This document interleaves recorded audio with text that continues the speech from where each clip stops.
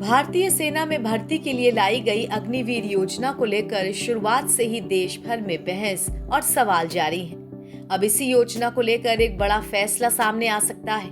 Reports के मुताबिक सरकार और सेना इस योजना के तहत 4 साल की सेवा पूरी करने वाले अग्निवीरों में से 75% तक जवानों को स्थायी रूप से सेना में बनाए रखने पर विचार कर रही है।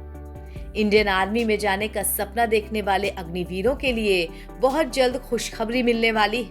सेना में अब 25% की जगह 75% नौकरी पक्की होने की गारंटी मिलने वाली है। इंडियन एक्सप्रेस को मिली जानकारी के अनुसार जैसलमेर में आज यानी गुरुवार को सेना कमांडर्स का सम्मेलन शुरू हो रहा है। इसमें अग्निवीरों के रिटेंशन रेट को मौजूदा 25% से बढ़ाकर 75% करने का प्रस्ताव है। इसका मतलब है कि पहले 100 में से 25 अग्निवीरों को सेना में लिया जाता था, मगर अब 100 में से 75 अग्निवीरों को नौकरी मिलेगी। सेना की शीर्ष कमान आज जैसलमेर में आयोजित आर्मी कमांडर्स कॉन्फ्रेंस में इस प्रस्ताव पर चर्चा करने जा रही है। माना जा रहा है कि यहीं से इस बदलाव को लेकर एक औपचारिक घोषणा भी की जा सकती है। ये बैठक ऐसे समय में हो रही है जब अगले साल अग्निवीरों का पहला बैच 4 साल की सेवा पूरी करने जा रहा है, यानी फैसले का असर सीधे उन पर ही पड़ेगा। सेना कमांडर्स के इस सम्मेलन में तीनों सेनाओं के बीच एकजुटता बढ़ाने के उपाय और मिशन सुदर्शन चक्र के कार्यान्वयन की समीक्षा होगी। सेना कमांडर्स के इस सम्मेलन में तीनों सेनाओं के बीच एकजुटता बढ़ाने के उपाय और मिशन सुदर्शन चक्र के कार्यान्वयन की समीक्षा एजेंडे में है। साथ ही अग्निवीर वाले प्रस्ताव पर भी मोहर लगने की संभावना है। दरअसल अग्निवीरों का पहला बैच अपने 4 साल का कार्यकाल पूरा कर लेगा अगले साल, इसीलिए उन्हें सेना में शामिल करने वाला प्रस्ताव इस एजेंडे में रखा गया है। मई में ऑपरेशन सिंदूर के बाद ये पहला सेना कमांडर्स का सम्मेलन होगा।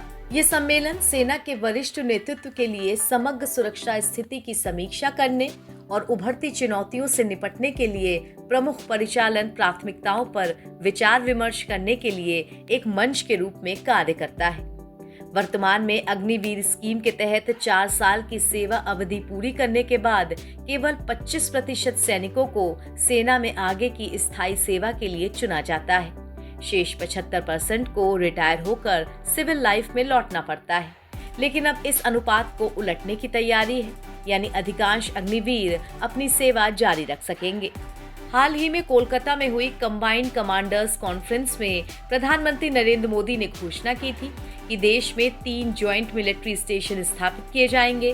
साथ ही आर्मी, नेवी और एयरफोर्स की शैक्षणिक शाखाओं के विलय की प्रक्रिया भी शुरू करने का निर्णय लिया गया था। अगर 75% अग्निवीरों को स्थायी सेवा देने का प्रस्ताव लागू होता है तो ये लाखों युवाओं के लिए सेना में करियर की नई स्थिरता लेकर आएगा।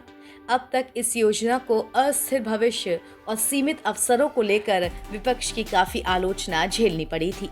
नवभारत टाइम्स की रिपोर्ट।